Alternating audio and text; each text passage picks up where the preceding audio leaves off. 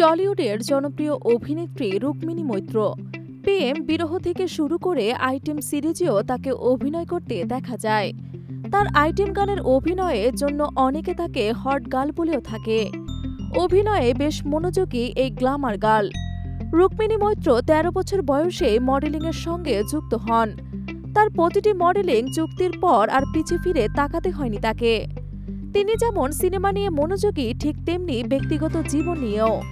সামাজিক যোগাযোগ মাধ্যমে রয়েছে রুক্মিণীর লাখো ভক্ত অনুসারী। কখনো কাজের সূত্রে, আবার কখনো বা ব্যক্তিগত কারণে ফেসবুক, ইনস্টাগ্রামে ভক্তদের সঙ্গে সরব থাকেন তিনি একের পর এক সিনেমা দিয়ে দর্শক হৃদয় জয় করে গেছেন। সম্প্রতি প্রকাশ পেয়েছে তার অভিনীত সিনেমা বিনোদিনী। সিনেমাটি রীতিমতো সাড়া ফেলেছে দর্শকদের মনে। দর্শকদের মন জয়ের পর এবার বিশেষ তকমাও পেলেন Binodini. South Asian international film festival of ফ্লোরিডায় ৩টি পুরস্কার পেয়েছে বাংলা ছবিটি। অডিয়েন্স চয়েস অ্যাওয়ার্ডের পাশাপাশি সিনেমাটির জন্য সেরা অভিনেত্রীর পুরস্কার পেয়েছেন রুক্মিণী মৈত্র। আর তার ক্যারিয়ারের প্রথম বাংলা ছবির কারণে বেস্ট ডিরেক্টর খেতাব পেয়েছেন রামকমল মুখার্জি। পুরস্কার পাওয়ার প্রসঙ্গে পরিচালক ভারতীয় গণমাধ্যমকে বলেন, দর্শকদের ভালোবাসার পরে আন্তর্জাতিক স্তরে সম্মান পেল ছবিটি। রিয়াকশনগুলো পেয়ে মনে হয়েছে সব কষ্টই সার্থক হয়েছে। ফ্লোরিডায় হাউসফুল শো ও তারপরে ৩টি অ্যাওয়ার্ড পাবো, এটাও কখনো ভাবতে পারিনি। পরিচালক বলেন, সিনেমাটির পেছনে রুক্মিণী ও পুরো ইউনিটের সবার কঠোর পরিশ্রম ছিল। ছবিটির কস্টিউম, সিনেমাটোগ্রাফিও সকলেরই পছন্দ হয়েছে।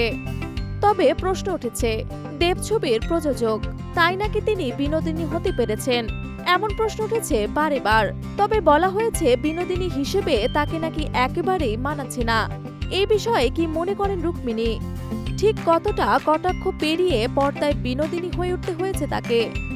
এপিবি লাইভকে তার ক্যারিয়ারে দেবের অবদান নিয়ে সরাসরি কথা বলতে হয় তাকে। তিনি বলেন, তেমন কিছুই নয়, আমাকে তারা যোগ্য মনে করেছে, তাই আমাকে তালিকায় রেখেছেন।